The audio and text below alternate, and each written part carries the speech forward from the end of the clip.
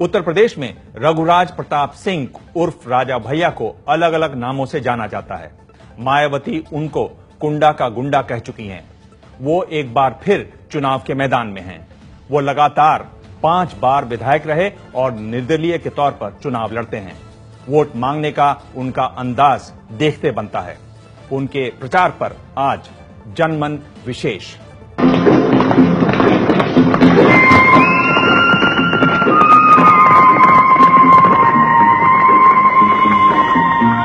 राजा भैया की सुनामी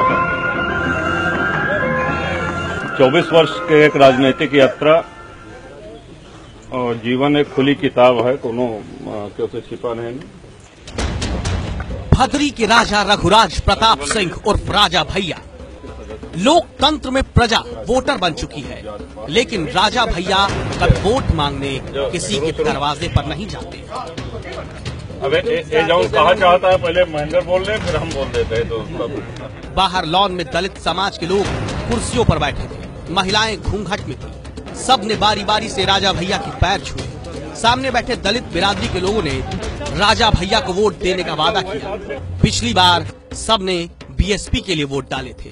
तो आप लोग भारी से भारी मतदान करें, ये हमारा अनुरोध है। हमारा समाज समर्थन कीजिए। जिंदाबाद। निर्दलीय ही क्यों चुनाव लड़ते हैं? जब आप अखिलेश यादव के सरकार में मंत्री रहे, सब कुछ रहे, तो समाजवादी पार्टी से क्यों नहीं? उससे पहले राजनाथ सिंह में भी थे आप। जी बिल्कुल। लखनऊ विश्वविद्यालय से पास आउट होने के बाद जब यहाँ आए तो उस समय सब क्षेत्र के लोगों ने कहा कि चुनाव लड़िए, कोई राजनीतिक पृष्ठभूमि नहीं थी, जरूरत नहीं महसूस हुई, इसीलिए किसी पार्टी से टिकट मांगा नहीं और तब से निर्दलीय चले आ रहे हैं। महल से निकलकर राजा भैया समर्थकों के साथ आगे बढ़ते हैं तो दूर तक बाइक का काफिला दिखता है। लारतरा में रुककर वोटर का आशीर्वाद लेते हैं और फिर मौली पहुंचते हैं, जहां उनके लिए एक सभा रखी है।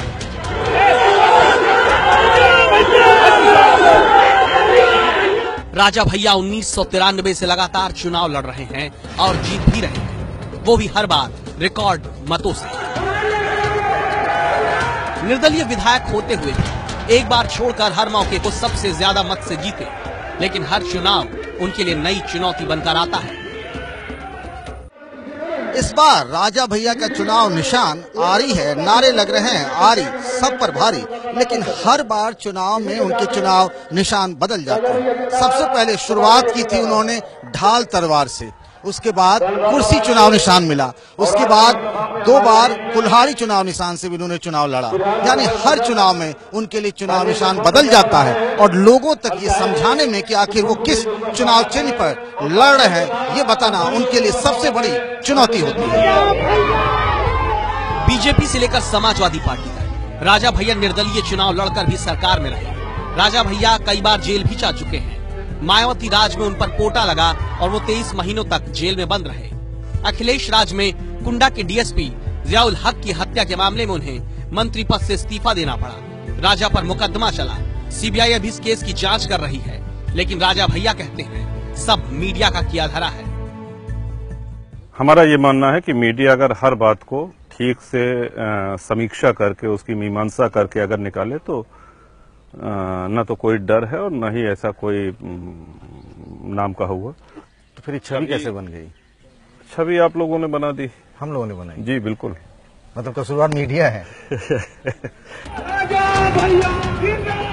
राजा भैया की ना तो कोई अपनी पार्टी है ना झंडा। राजा भैया यूथ ब्रिगेड नाम से उनके समर्थकों ने एक संगठन जरूर बना रखा है। 23 साल हो गए इस बात के। मुलायम सिंह राजा के जितने करीब हैं, उतने ही राजनाथ सिंह हैं। और मायावती को छोड़ राजा को किसी से परहेज नहीं। लोग कहते हैं ना कि दोनों हाथ में लड्डू है। मान लीजिए अगर अखिलेश की सरकार बनती नहीं दिख रही है, बीजेपी की बनती दिख जाएगी, तो किसी भी तरफ जा सकते हैं। आपको परहेज सिर्फ मायावती से। नेताजी के साथ हैं, अखिलेश जी के साथ हैं और पिछला 5 वर्ष देखिए हम लोग विपक्ष में बैठे और अगर जाना होता तो तभी चले गए होते। परहेज किसी से नहीं है, लेकिन हैं जिनके साथ उनके साथ रहेंगे। चुनावी हलफनामे के मुताबिक राजा भैया और उनके परिवार के पास करीब 10 करोड़ की चल संपत्ति है, जिसमें करीब 3 किलो सोना राजा भैया के पास और 3.5 किलो से ज्यादा सोना पत्नी के पास है। इसके अलावा 6 करोड़ की अचल संपत्ति भी है। जिस राजा भैया को विपक्ष गुंडा का गुंडा कहता है, उनके चुनाव प्रचार करने का तरीका भी बिल्कुल अलग है। वो डोर टू डोर कैंपेन यानी घर घर जाकर लोगों से वोट नहीं मांगते हैं। वो 2 गांव या कभी 8-10 गांव की एक छोटी छोटी इस तरह की सभाएं करते हैं और वहीं पर अपनी बात रखते हैं और लोगों से वोट मांगते हैं। इस बार राजा भैया के खिलाफ 5 प्रत्याशी मैदान में हैं, जबकि एसपी कांग्रेस गठबंधन ने वॉकओवर दे रखा है। प्रतापगढ़ के कुंडा से पंकज झा की रिपोर्ट,